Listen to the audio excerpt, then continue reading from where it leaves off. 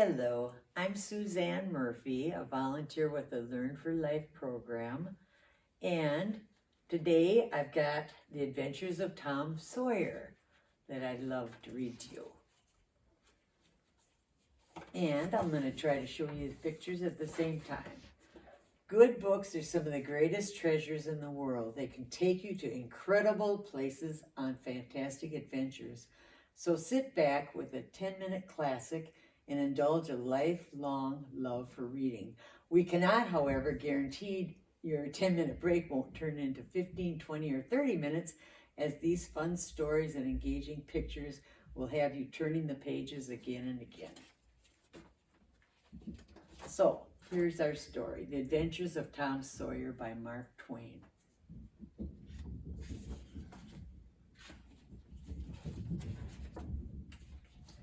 The Adventures of Tom Sawyer is a story that took place way back when America was still growing west, and the land was a little wild and full of adventure. It is a story of a boy who was a lot like that land and time.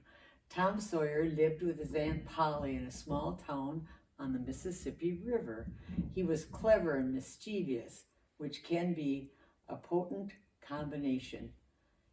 Mischief often landed Tom in trouble. Cleverness often helped Tom out of trouble. And there was quite a bit of trouble. So we'll see what trouble he found.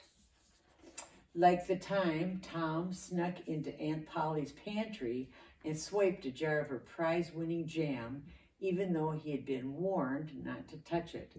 To make matters worse, Tom then outwitted Aunt Polly, sneaking away before she knew what was happening. He was a rascal, all right, but his Aunt Polly loved Tom so dearly she could hardly bring herself to punish him. One day, Tom played hooky from school, got up to all sorts of shenanigans.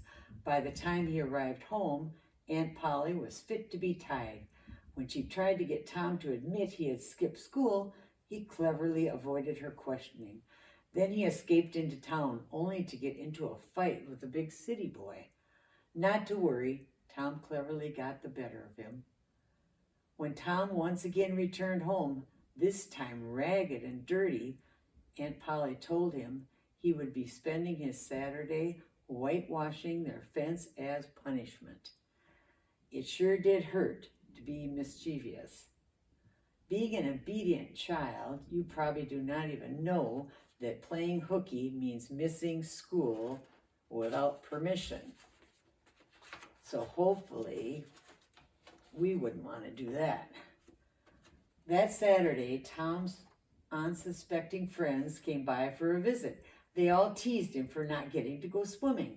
Tom ignored the teasing and instead acted as if whitewashing a fence was the most fun thing in the world. One by one, Tom convinced his friends that he was very lucky to get to whitewash a fence. In no time at all, they were begging for a turn. Tom acted reluctant, which just made his friends want to turn even more, and soon his pals were paying him to let them have a turn whitewashing. When they didn't have money, Tom took their favorite trinkets as payment. So instead of suffering through the punishment, Tom Sawyer spent that Saturday lounging in the sun while his friends finished his chores. By the end of the day, he was rich, his pockets filled with marbles, an apple, a mouth harp, a kite, and many other prized possessions. It sure did pay for Tom to be clever.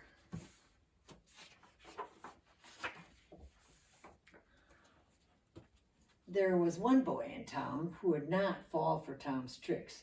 That boy was Tom's best friend and adventuring pal, Huckleberry Finn. Huck Finn had a tough life, but Huck said that he liked it that way. Tom and Huck shared many big adventures. The two friends often went on treasure hunts, all the while discussing what they would do with the treasure once it was theirs. Huck decided he would spend his share of the loot on pie and soda, while Tom said he would probably use his share to settle down and get married.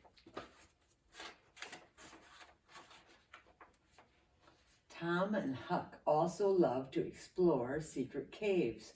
There they would find waterfalls, stalactites, hidden passageways, and on one occasion, a whole mess of bats. The bats startled the boys so much that Tom ran the wrong way and got lost in the cave. For 3 days, Tom rationed the sweets he'd stashed in his pockets until finally he was found and rescued.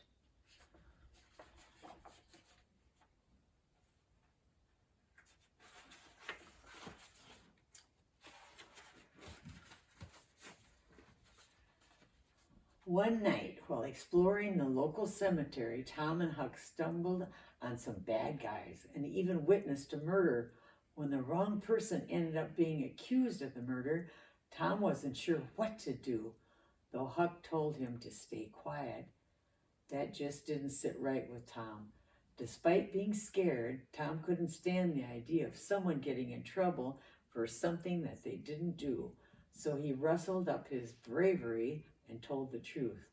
Huck saw Tom was thinking about someone other than himself when he did this, something Huck wasn't used to doing, and he admired it and made note of it.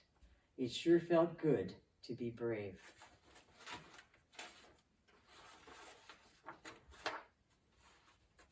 One day, Tom and Huck decided to sneak away and take an adventure to Jackson Island, a small patch of land about 3 miles downriver. They took a raft and a pole and set off. The friends pretended to be pirates as they navigated the waterway. Once they arrived at the island, Tom and Huck spent time fishing, cooking stolen bacon over a campfire, and discussing how exactly pirates were supposed to act. It was a grand time. They fell asleep with their heads full of adventure.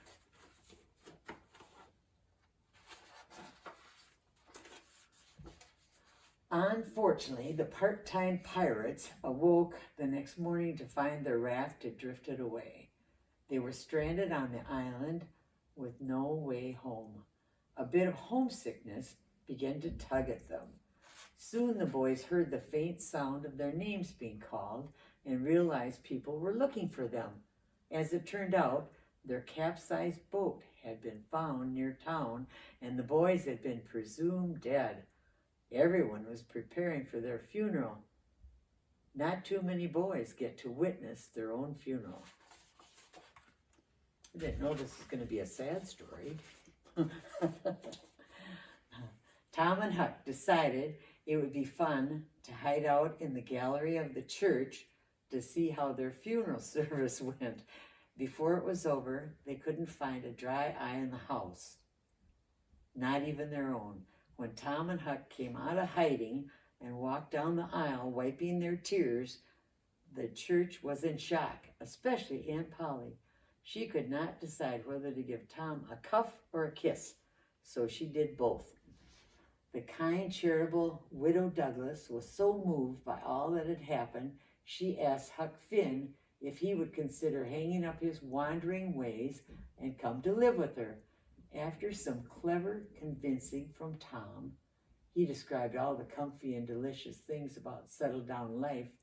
Huck decided he'd give it a try, though he held off from promising he would stay out of trouble. Tom and Huck had many more adventures and misadventures. It seemed that every time their love of mischief led them into trouble, their cleverness led them back out. It was how they loved to live.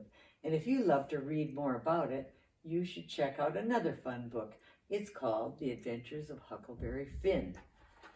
And I just want to remind you, boys and girls, to keep up your good habit of reading at least 20 minutes a day, whether with your brothers and sisters or with your mom and dad or even by yourself, because reading is just, it's going to be so important all your life.